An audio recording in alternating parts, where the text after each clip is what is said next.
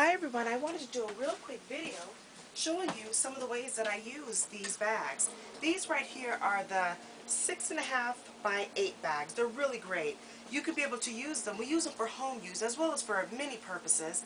But just for an example, we like to put our sandwiches in here and we make it so that we can be able to easily have them, put them inside the fridge so we can be able to have them for our lunches. You can either put it in the bag and just fold it off and it's ready to go, or, which is real convenient, they come with some twist ties, but it's always nice to buy some extra. And you can just be able to put the sandwich on in, put the twist tie on, and it's ready to go. The bags are nice and sturdy. You're able to just pull them on out and they rip out like that. And then this is ready for the next time you want to use it. And here's some more of the bags. They're nice and sturdy and they're great to use.